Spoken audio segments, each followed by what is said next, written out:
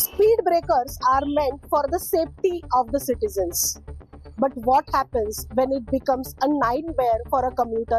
Exactly this is happening in Nashik. According to the latest data, in past 6 months, 231 people were injured and 98 were killed in road accidents. Nashikites said most of these accidents are happening due to faultily constructed speed breakers. Hi, this is Chitra Rajguru and we are discussing the problem with faulty constructed speed breakers in city.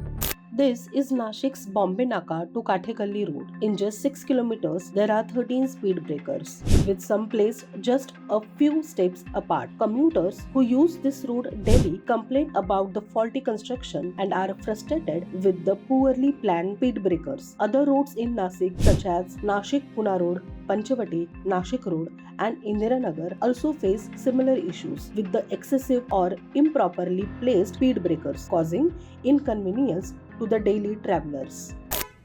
तो ज़्यादा दूर न जाते हुए मैं कल की बात करूंगा।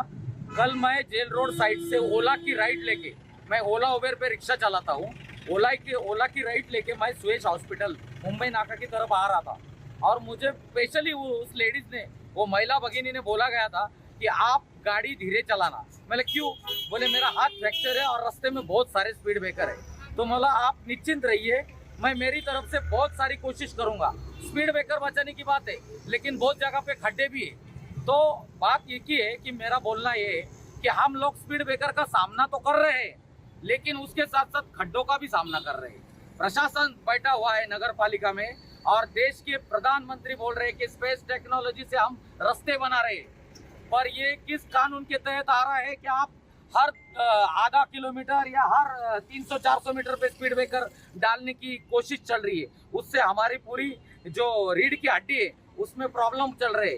खुद मुझे भी प्रॉब्लम है इस बात की। मैं रोज रिक्शा चलाता हूँ ओला उबेर पे और नासिक सिटी में चलाता हूँ। इतने स्पीड ब्रेकर है कि मुझे रात में जब मैं घर पे जाता हूँ मुझे परेशानी होती है, जल्दी नींद नहीं आती। 200-300 मीटर पे एक नया स्पीड ब्रेकर बना दिया जा रहा है क्योंकि लोगों का एक्सीडेंट कम हो, मगर बात ऐसी नहीं है। उस स्पीड ब्रेकर के वजह से एक्सीडेंट के चांसेस बढ़ रहे हैं क्योंकि उसका जो स्पीड ब्रेकर का जो टाइप है वो बड़ा सा ऐसा उन्होंने गोला करके रखा है।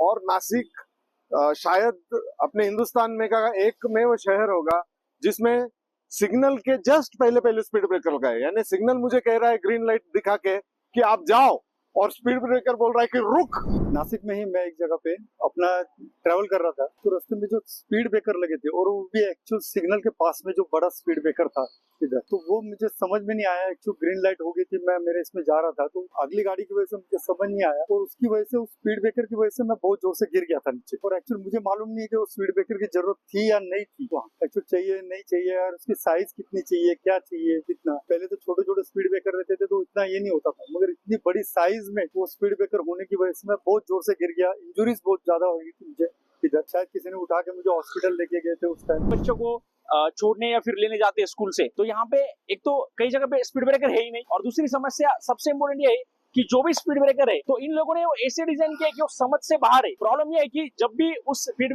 ब्रेकर से ऊपर से कोई अगर टू व्हीलर जा रही है तो उसकी जो साइज है या फिर उसका जो प्रोपोर्शन है स्पीड ब्रेकर का वो सही नहीं है। उसके वजह से बैक पेन या फिर बहुत सारी टू व्हीलर्स अपने आप पीछे आ जाती है, वो गिर जाती है, तो पीछे की जो गाड़ी है वो भी उससे आके लाइक उससे जो कोलिजन होता है और उससे बहुत सारे इंजरीज या फिर एक्सीडेंट्स हो रहे हैं।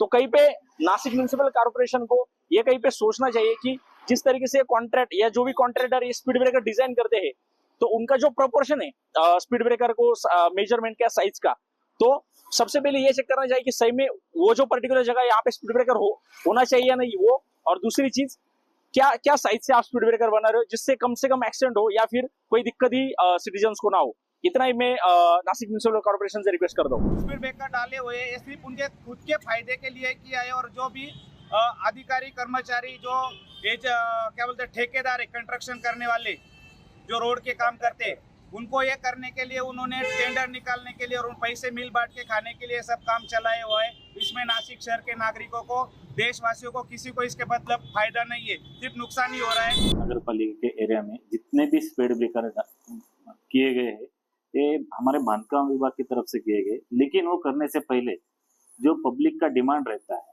वो सब डिमांड्स और उसके बाद में 2-3 कमेटी है, उसके बाद में अंतिम कमेटी जो रास्ता सुरक्षा कमेटी समिति है, वो डिसीजन लेती है कि स्पीड ब्रेकर कहाँ डालना चाहिए, कैसे डालना चाहिए, कितने डालने चाहिए। उसके बाद ही ये हमारा डिपार्टमेंट ये स्पीड ब्रेकर करता है। इसके ऊपर जो कमेटी रहती है उसमें सर्वेक्षण किया जाता है, उसमें सब रहते हैं, पुलिस डिपार्टमेंट है, आरटीओ है, कलेक्टर ऑफिस है, आरोग्य से के संबंधित है, हमारे कुछ इंजीनियर्स रहते हैं, वो सब सर्वे करने के बाद करते हैं। इसमें फर्स्ट प्रेफरेंस हमको पेडेस्ट्रियन को देना, जो पैदल चलते हैं, उसके बाद में ही उसका सुरक्षा का कंसीडर करके ही स्पीड ब्रेकर वहां पे बैठाया जाता है।